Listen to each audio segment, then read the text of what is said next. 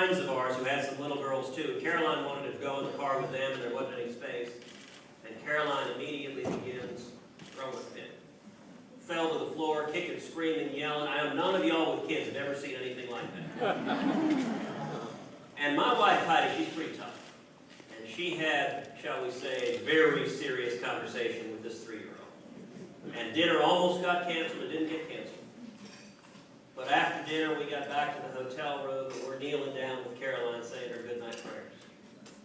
And Caroline looks up at the sky, and she goes, "Dear Jesus, today we had a situation."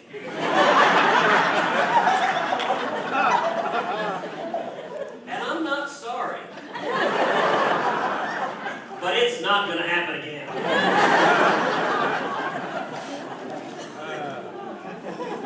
And it was just about all Heidi and I could do, but bite our tongues not to crack up laughing during that dear, precious prayer. And you know, that's why all of us are here. Because of our dear, precious children, our dear, precious grandchildren. I remember during the course of the Senate campaign, one Saturday morning, I was doing a radio interview at 6:30 in the morning. And Caroline comes bursting in the door to come play with Daddy. And Heidi jumps out of bed, she runs over, grabs Caroline, pulls her out to the living room, says, "Not now, sweetheart, Daddy's doing a radio interview." Caroline crosses her arms, she stomps out, she goes, "Politics, politics, politics. It's always politics." Well, let me tell you something. Tonight is not about politics. Tonight is about remembering our friends and neighbors in West Texas. Tonight is about sharing sacrifices and losses and reaching out arm in arm and embracing them as brothers and sisters and fellow Texans. If I could, I'd like to ask everyone from West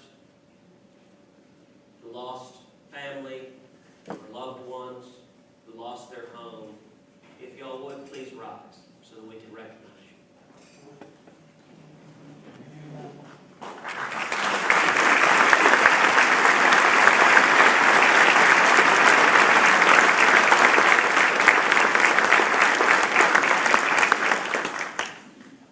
You know, I had the opportunity to be down in West within days of that tragic explosion. And as horrific as it was, the loss of life, the suffering, I have to tell you it was also remarkable. We all remember that was the same week as the Boston bombing explosion. And that week I got a call from Elizabeth Warren, the junior senator from Massachusetts. Now, as you all know, Elizabeth Warren is a liberal Democrat. And I am not. And yet Elizabeth had just gotten back from Boston visiting with the families who had lost loved ones, who had had horrific injuries in that terrorist attack. And she was calling to express her sympathies for the citizens of West. And what she shared was very interesting. She said, you know, I went with trepidation to go and visit last Sunday. And yet I left filled with tears of wonder and inspiration at seeing in the face of that tragedy, seeing Americans come together. Seeing them reach out and hug and support and provide and love on each other. And I have to tell you, that was exactly the sentiment in West Texas. The day after the explosion, they opened up a shelter for those who had lost their homes. The shelter remained empty because everyone who had lost their homes had friends or family or neighbors who opened up their homes and said, my home is your home, and we'll go through this together. You know, that's what Texans do, that's what Americans do. And let me say to all the citizens from Waco, the love, the support, the embrace that came from Waco to our friends and neighbors in West was extraordinary. I want to thank each of you.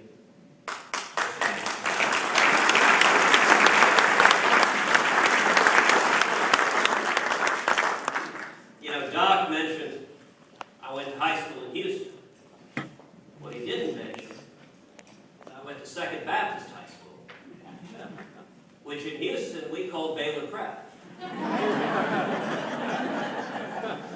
So I will confess I always feel at home being back at Waco. You know, there are a lot of big political fights going on right now. Fights that matter a lot. But what I want to talk about tonight is not the current political fights we have.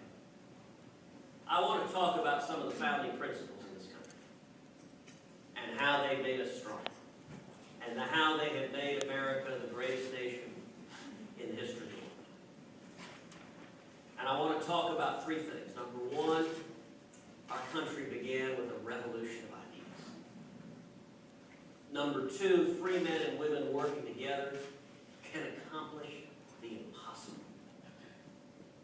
And number three, the miracle of freedom produces incredible opportunity. Let's start with the revolution of ideas. For millennia, men and women were told that rights come from kings and queens. And they're given to the people by grace of the monarch to be taken away by will. The founding fathers of this country wrought a revolution of ideas, and they did two major revolutionary transformative ideas that became the foundation of our nation. Number one, they said our rights don't come from a king or queen. They come from Almighty God. As the Declaration of Independence put it, we hold these truths to be self-evident, that all men are created equal, that they are endowed, not by a king, not by a queen, not even by a president, by their Creator, with certain unalienable rights, that among these are life, liberty, and the pursuit of happiness. That was the initial foundational ideas. Related to that, people had always been told sovereignty comes from the top. And it extends down to the people. Our founding fathers inverted that whole concept of sovereignty. They said, no, it doesn't. Sovereignty resides with we, the people. And the government is lent for a brief time, those in authority, the ability to govern, but only to the extent that the people choose to give that authority. And the Constitution serves, as Thomas Jefferson put it, as chains to bind the mischief of government. Now those were radical ideas. Those were ideas that were virtually unique in the world, that the people have sovereignty, that all of the power rests with the people. And the Constitution limits and constrains the authority of government to take away our rights. And that leads to the second point, which is that free men can accomplish anything. Think of the foundings of our country. You had a ragtag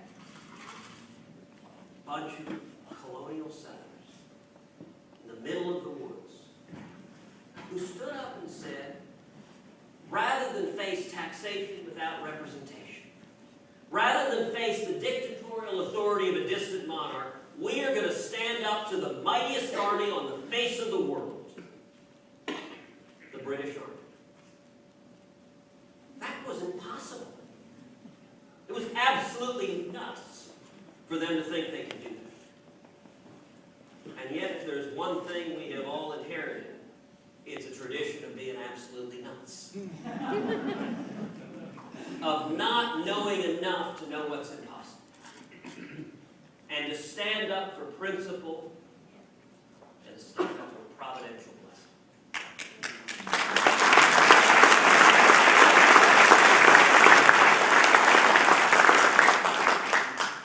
You look at the great state of Texas, and I'll tell you, I've always described Texas as America on steroids. Think of the history of our great state. Think about the Texians in the city of Gonzales, when the mighty General Santa Anna sent an order, hand over your guns. Hand over the cannon that guards the city. And those Texians responded by erecting a simple flag with a picture of the cannon and the words all of us know. Come and take it. Amen.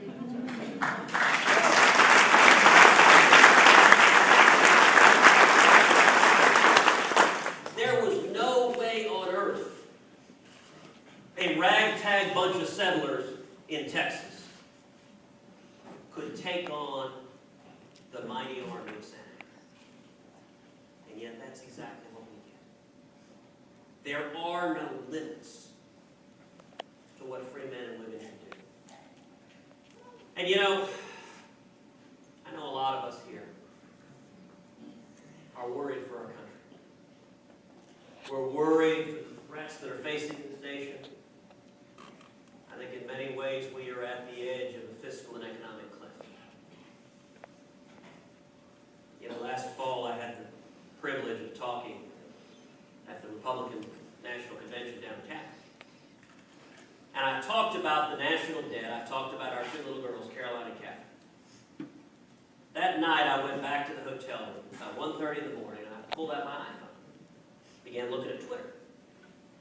And it so happened that Paula Poundstone, the comedian, was watching that. I guess she didn't have anything better to do. And she sent a tweet. She said, Ted Cruz just said, when his daughter was born, the national debt was $10 trillion. Now it's $16 trillion. What the heck did she do?